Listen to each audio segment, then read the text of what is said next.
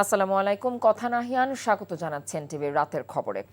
বর্তমান যুদ্ধ পরিস্থিতিতে ভিজিট ভিসার মেয়াদ 1 মাস বাড়িয়েছে কুয়েত।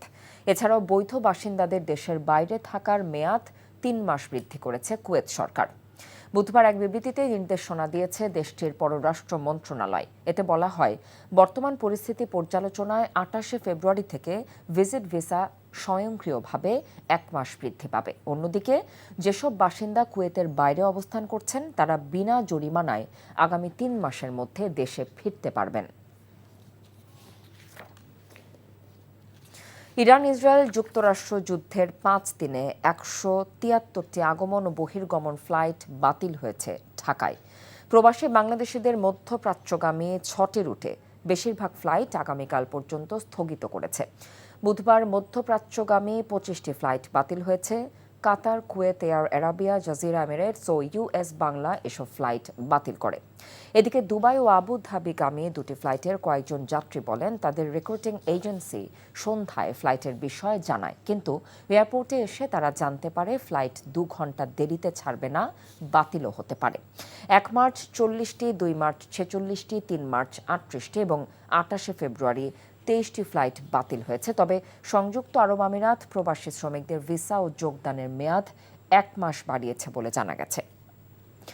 যুক্তরাষ্ট্রের ক্ষমতার কাছে জাতিসংঘ সহ অন্যান্য আন্তর্জাতিক সংস্থা একেবারেই অসহায়। আর এ কারণেই ইরানে হামলার ক্ষেত্রে ট্রাম্প অনুমতি নেবার প্রয়োজন মনে করেনি, এমনটাই মনে করেন আন্তর্জাতিক বিশ্লেষকরা। তারা বলছেন, যাদের যুদ্ধ বন্ধ করার ক্ষমতা রয়েছে তারাই যুদ্ধে জড়িয়ে পড়েছে এবং তাদের কাছে গোটা বিশ্ব জিম্মি।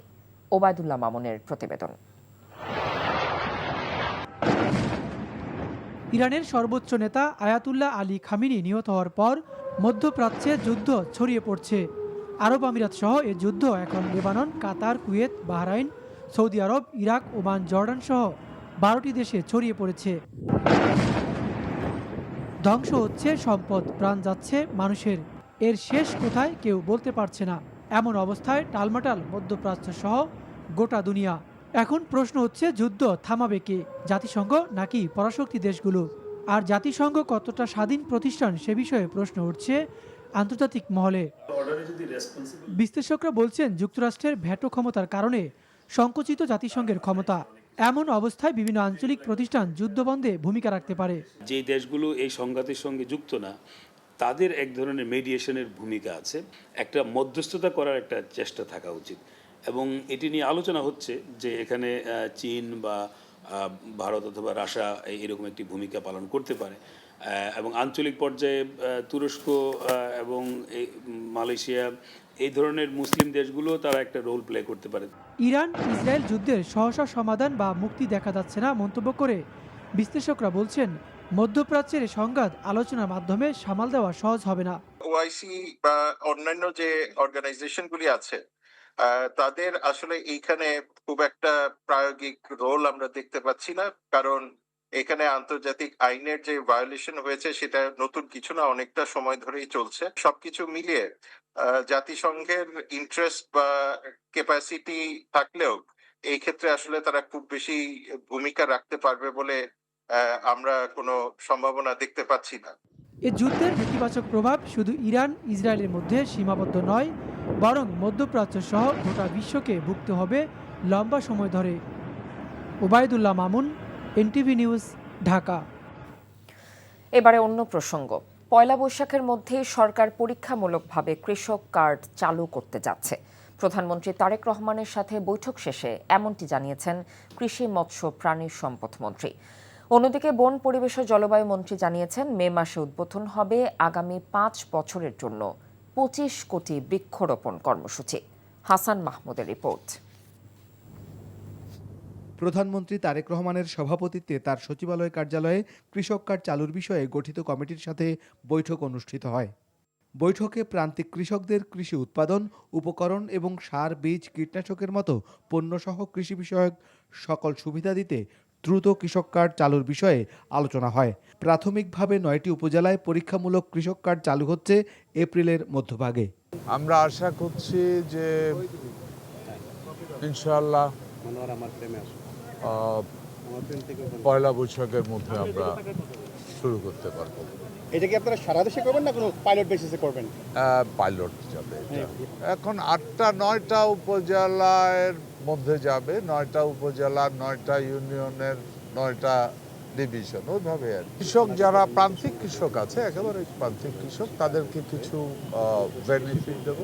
এর আগে প্রধানমন্ত্রী তারেক রহমানের সভাপতিত্বে তার সচিবালয় কার্যালয়ে অনুষ্ঠিত হয় বৃক্ষরোপণ সংক্রান্ত সভা এবং সেলের কার্যক্রমের অগ্রগতি পর্যালোচনা বৈঠক।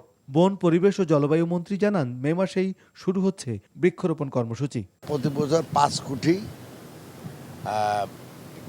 বৃক্ষরোপণ করব।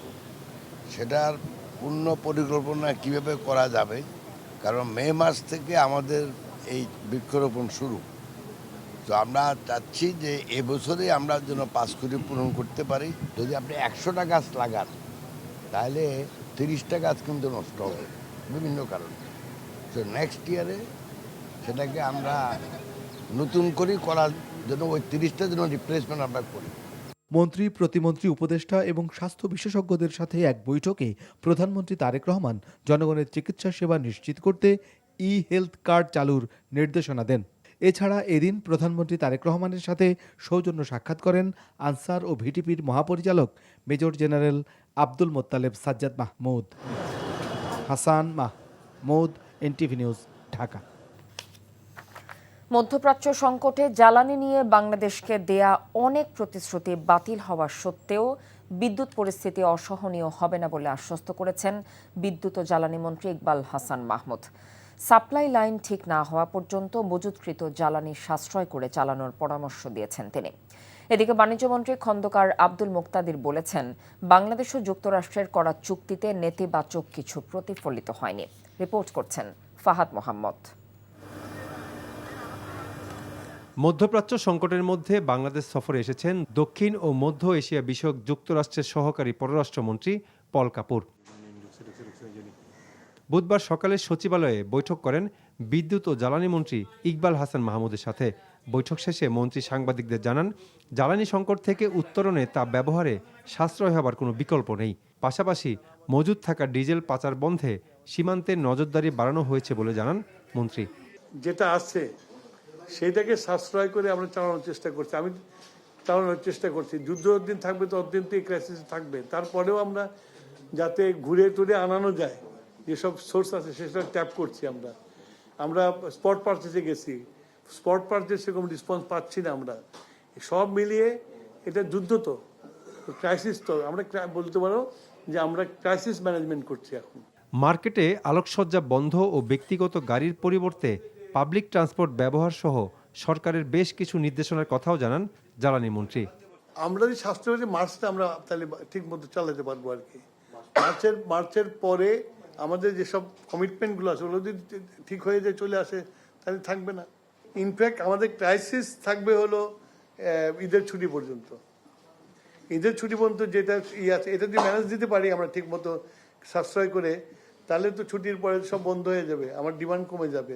এর আগে পল কাপুর বৈঠক করেন বাণিজ্যমন্ত্রী খন্দকার আব্দুল মুক্তাদিরের সাথে। বৈঠক শেষে বাণিজ্যমন্ত্রী ব্রিফিংয়ে জানান, বাংলাদেশ ও যুক্তরাষ্ট্রের করা চুক্তিতে ইতিবাচক দিক রয়েছে, জানিয়ে দুদেশের ব্যবসা বাণিজ্য আরও এগিয়ে নিতে সম্মত হয়েছে। মার্কিন যুক্তরাষ্ট্র এবং বাংলাদেশ দুই সরকারের মধ্যে চুক্তি হয়েছে, এটা তো রাষ্ট্রীয় চুক্তি। আমাদের কাছে এখন পর্যন্ত সেরকম কিছু প্রতীয়মান হয় নাই। কোনো চুক্তি এন্ড অফ লাইফ না, জীবনের সর্বশেষ কিছু না। প্রত্যেকটা চুক্তিতে সেলফ কেয়ারিং এর জন্য তার নিজস্ব কিছু ধারা থাকে, এবং সেখানে তো এরকম যদি কোনোদিন আমাদের কাছে কিছু প্রতীয়মান হয় যে এই ধারাটার সংযোজন, বিয়োজন, পরিবর্তন দরকার, সেখানে ফার্দার নেগোসিয়েশনের স্কোপ তো সবসময় রয়েছে। এজন্য আমার অনুরোধ হচ্ছে, এটি নিয়ে এত উদ্বিগ্ন হবেন না দয়া করে। কিছু নন ট্যারিফ প্রতিবন্ধকতা দূর হলে বাংলাদেশে বিনিয়োগ করবে যুক্তরাষ্ট্র বলেও জানান বাণিজ্যমন্ত্রী। Fahad Mohammad, NTV news, Dhaka. চাঁদাবাজ ও সন্ত্রাসীদের তালিকা করা হচ্ছে বলে জানিয়েছেন স্বরাষ্ট্রমন্ত্রী সালাউদ্দিন আহমেদ। দুপুরে ডিএমপি সদর দপ্তরে সাংবাদিকদের তিনি কথা জানিয়েছেন। দায়িত্ব নেবার পর প্রথমবারের মতো ডিএমপি কার্যালয় পরিদর্শনে আসেন স্বরাষ্ট্রমন্ত্রী। ডিএমপি সদর দপ্তরে পৌঁছলে মন্ত্রীকে ডিএমপির পক্ষ থেকে সশস্ত্র সালাম জানানো হয়। পরে তিনি ডিএমপির ঊর্ধ্বতন কর্মকর্তাদের সাথে বৈঠক করেন। সারা দেশে আইনশৃঙ্খলা পরিস্থিতি নিয়ন্ত্রণে রাখতে সংশ্লিষ্টরা কাজ করছে বলে জানিয়েছেন তিনি। আওয়ামী ফ্যাসিবাদী আমলের মতো পুলিশিং আর হবে না বলেও জানিয়েছেন মন্ত্রী। বলেন, পুলিশের পোশাকের বিষয়ে আলোচনা করে সিদ্ধান্ত নেওয়া হবে।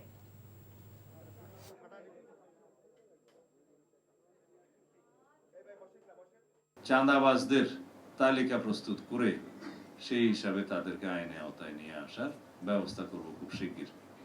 2, যারা অস্ত্রধারী, সন্ত্রাসী, দাগী আসামি, যারা সমাজে বিশৃঙ্খলা সৃষ্টি করছে, তাদের একটি তালিকা প্রণয়ন করা হচ্ছে। সেটা নির্মোহভাবে তালিকা প্রণয়ন করা হচ্ছে এবং আনবায়াস তালিকা প্রণয়ন করা হচ্ছে। সেটা আমরা স্ক্রুটিনি করে তাদেরকে আইনের আওতায় নিয়ে আসার ব্যবস্থা করব খুব শিগগির। কাউকে না জানিয়ে হঠাৎ নারায়ণগঞ্জের সিদ্ধিরগঞ্জ ভূমি অফিস পরিদর্শন করেছেন ভূমি প্রতিমন্ত্রী ব্যারিস্টার কায়সার কামাল। সকাল 8:55 তিনি ওই কার্যালয়ে গিয়ে দেখতে পান অফিস তালাবদ্ধ। সরকারি নির্ধারিত সময়ের 5 মিনিট পূর্বে নারায়ণগঞ্জ সিটি কর্পোরেশনের 5 নম্বর ওয়ার্ডে অবস্থিত ভূমি কার্যালয়ে উপস্থিত হয়ে এই ঘটনা দেখেন প্রতিমন্ত্রী। প্রায় 30 মিনিট অপেক্ষার পর অফিসের কর্মচারী কার্যালয়ের তালা খুলে দিলে তিনি ভেতরে প্রবেশ করেন এবং সিদ্ধিরগঞ্জ ভূমি অফিসের সহকারী কর্মকর্তা নায়েব মোহাম্মদ নাসির উদ্দিনকে নিয়ে বিভিন্ন নথিপত্র পর্যালোচনা করেন। নির্ধারিত সময়ে ভূমি অফিসের কাউকে না পেয়ে ক্ষোভ প্রকাশ করেন প্রতিমন্ত্রী। খুলনায় দুর্বৃত্তের গুলিতে মাসুম বিল্লাহ নামে এক শ্রমিক নেতা নিহত হয়েছেন। হত্যা করে পালানোর সময় একজনকে আটক করেছে পুলিশ। রাতে খুলনার ডাকবাংলো মোড়ে ঘটনা ঘটে। নিহত মাসুম বিল্লাহ রূপসা উপজেলার বাঘমারা গ্রামের বাসিন্দা ছিলেন। তিনি রূপসা মোটর শ্রমিক ইউনিয়নের সাবেক সভাপতি এবং উপজেলা শ্রমিক দলের আহ্বায়ক ছিলেন। দুর্বৃত্তরা গুলি করার পরপরই স্থানীয়রা তাকে উদ্ধার করে খুলনা মেডিকেল কলেজ হাসপাতালে নিয়ে যায়। পরে চিকিৎসক মাসুমকে মৃত ঘোষণা করেন। বিগত সরকার দেশের সকল প্রতিষ্ঠানকে দলীয়করণ ও ব্যক্তিকরণ করেছিল। এই কারণে জনগণের কাছ থেকে তারা শাস্তি পেয়েছে বলে জানিয়েছেন তথ্য সম্প্রচার মন্ত্রী জহিরুদ্দিন স্বপন। দুপুরে চট্টগ্রাম প্রেস ক্লাবে সাংবাদিকদের সাথে মত বিনিময় সভায় তিনি এসব কথা বলেন। জানিয়েছেন, বর্তমান সরকার দেশকে একটি প্রাতিষ্ঠানিক কাঠামোর মধ্যে রেখে কাজ করছে। মব কালচার দিয়ে কোনো সমস্যার সমাধান করা যাবে না। সকল অপরাধীকে বিচারের মুখোমুখি করার কথাও জানিয়েছেন তথ্যমন্ত্রী। অপচয় রোধ করে বিগত সরকারের ভোগবাদী মডেল থেকে বেরিয়ে বিনিয়োগ ব্যবস্থায় রূপান্তরে সরকার কাজ করছে বলে জানিয়েছেন প্রধানমন্ত্রীর অর্থ পরিকল্পনা বিষয়ক উপদেষ্টা রাশেদ আল মাহমুদ তিতুমির। অর্থনীতির গতিশীলতা বাড়াতে নতুন সরকারের রাজস্ব নীতিতে পরিবর্তন আনা জরুরি বলে মনে করেন অর্থনীতিবিদরা। আর কর্মসংস্থান তৈরি এবং বিনিয়োগে গতি ফেরাতে সুদ হার কমিয়ে বেসরকারি খাতে ঋণ প্রবাহ বাড়ানোর তাগিদ ব্যবসায়ীদের। দেখুন আরাফাত ইসলামের রিপোর্ট। রাজধানীর ব্র্যাক সেন্টারে centre for policy dialogue CPD অর্থনৈতিক উন্নয়নে নতুন সরকারের স্বল্প থেকে মধ্যমেয়াদী অগ্রাধিকার বিষয় নিয়ে গোলটেবিল বৈঠকের আয়োজন করে। এই সময় প্রতিষ্ঠানটির পক্ষ থেকে সামষ্টিক অর্থনীতির গতি প্রকৃতি তুলে ধরে বেশ কিছু সুপারিশ উপস্থাপন করা হয়। ইনভেস্টমেন্ট ক্লাইমেটটাকে উন্নত করতে হবে। সেখানে যে ধরনের রেগুলেশনস, রুলস এন্ড রেগুলেশনস আছে সেগুলো আরও বেশি ট্রান্সপারেন্ট এবং সর্বোপরি রাজনৈতিক স্থিতিশীলতাটা সবসময় বজায় রাখতে হবে আমরা দেশি এবং বিদেশি বিনিয়োগ আকর্ষণ করার জন্য। আলোচনায় ব্যবসায়ী নেতারা উচ্চ সুদহার সহ ব্যাংক ঋণের জটিলতা, বিনিয়োগে স্থবিরতা ও জ্বালানি সংকট নিরসনের আহ্বান জানান। যারা টাকা নিয়ে ব্যবসায় বিনিয়োগ করে নাই তাদের বিরুদ্ধে সরকারকে কঠোর হস্তে তাদের বিরুদ্ধে ব্যবস্থা নিতে হবে, না হলে কিন্তু ইকোনমি এই জায়গায় ভালো জায়গায় আসবে না। 350টা গার্মেন্টস ফ্যাক্টরি বন্ধ হয়ে গেছে, 50-এর অধিক টেক্সটাইল মিল বন্ধ হয়ে গেছে। এই টেক্সটাইলগুলো এক একটা 1000 কোটি টাকার ইনভেস্টমেন্ট, কিন্তু সে বন্ধ হয়ে গেছে মাত্র 200 কোটি টাকার জন্য। আপনি তাকে রিঅ্যাসেস করেন। অর্থনীতিবিদরা বলেন, কর্মসংস্থান তৈরিতে বেসরকারি খাতের বিনিয়োগ বাড়াতে হবে। পাশাপাশি মূল্যস্ফীতি নিয়ন্ত্রণে রাজস্ব আদায় বাড়ানোরও তাগিদ দেন তারা। টার্গেটেড গ্রুপকে সাপোর্ট দিতে হবে। এসেনশিয়াল কিছু কমোডিটির ক্ষেত্রে আমরা ফিসক্যাল স্পেস ইউজ করে ব্যবস্থা নিতে পারি, কিন্তু ইন জেনারেল ইনফ্লেশন কমায় রাখার যে চেষ্টাটা এটা মানে আর করা উচিত হবে না। সামনের দিনের যে ডেটগুলো নিতেই হবে, কিন্তু সেগুলো কনসেশনাল তো হতেই হবে। তার সাথে সাথে একেবারে যেখানে না নিলেই নয় এবং যেখানে হাই ইকোনমিক এবং হিউম্যান রিটার্নস আছে সেই জায়গাটাতে শুধু আমরা ডেটটা নিতে পারবো। 2035 সালের মধ্যে কর জিডিপির অনুপাত 15% নিয়ে যাওয়া সরকারের লক্ষ্য বলে জানান প্রধানমন্ত্রীর অর্থ ও পরিকল্পনা বিষয়ক উপদেষ্টা রাশেদ আল মাহমুদ তিতুমির। আমাদের লক্ষ্যমাত্রা হচ্ছে যে ওয়ান সিটিজেন ওয়ান কার্ড, যার ফলে আপনার এইটা ছাড়া কিন্তু লিকেজ করা যাবে না।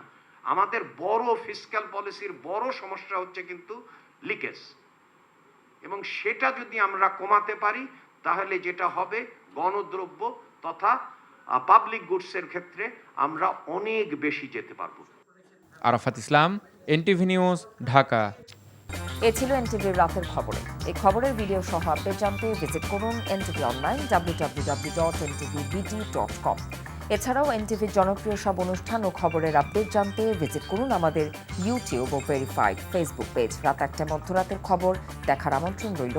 এতক্ষণ সাথে থাকার জন্য ধন্যবাদ সবাইকে।